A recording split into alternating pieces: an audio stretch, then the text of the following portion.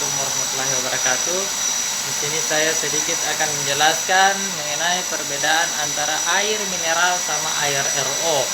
Mungkin teman-teman atau pengguna air isi ulang itu belum mengetahui apa sih perbedaan air RO sama air mineral, sehingga kita samaran saja, tidak usah pilih-pilih air, yang penting itu air depot. Mungkin teman-teman pemikirannya sudah bersih kalau air mineral. Ini satu sedikit tips saya jelaskan kepada teman-teman mengenai perbedaan RO sama perbedaan air mineral. Langsung saja kita masuk di penjelasan awal. Jadi masuk selain ini teman-teman, kalau kita menggunakan air mineral, yaitu dengan prosedur pengambilan air baku dari itu, kebanyakan proses pengambilan air baku itu ada dua. Yang pertama menggunakan air PDAM, yang pertama menggunakan air PDAM, yang kedua menggunakan air sumur suntik atau menggunakan sumur biasa. Itu tidak masalah, yang penting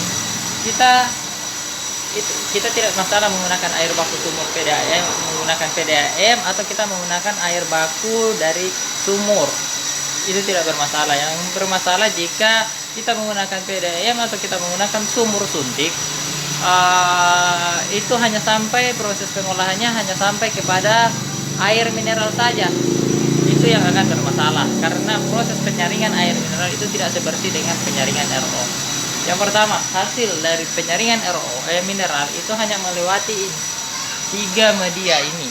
Kalau saya depot saya menggunakan 3 media, dan di dalamnya ini ada arang, di sini arang, ini silika dan karbon. Dari 3 itu terus itu kita olah menggunakan filter. Nah, dari filter itu masuk ke penampungan. Ini penampungan air mineral. Ya, kita masuk kepada tempat penampungan air mineral. Kita lihat. Ini airnya tetap bersih, tapi kalau tidak tergenang seperti ini agak kuning ya. Ini agak kuning. Kalau kita melihatnya secara biasa seperti ini, menggunakan kamera biasa, itu airnya memang jernih. Tapi kalau secara kasat mata, airnya terlihat sangat kuning. Nah, di situ berarti kadar besinya tinggi. Ini kadar besinya sangat tinggi. Nah, air mineral ini kalau orang yang biasa mengkonsumsi air mineral,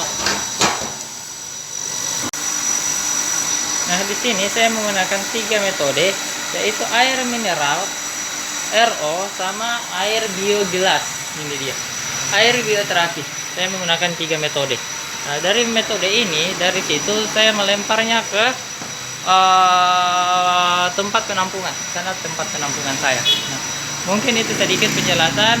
Saya akan mungkin untuk teman-teman, satu lagi mengenai penjelasan tentang, mungkin sekian, mungkin itu saja sedikit perbedaan antara air RO sama air mineral.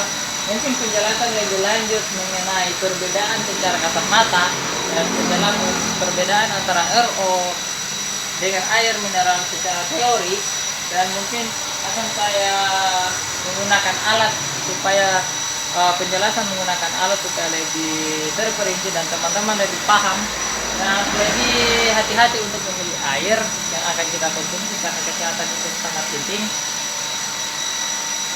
Nanti saya akan jelaskan di video berikutnya. Jadi jangan lupa tetap ikuti penjelasan saya, dan yang ingin menanyakan mengenai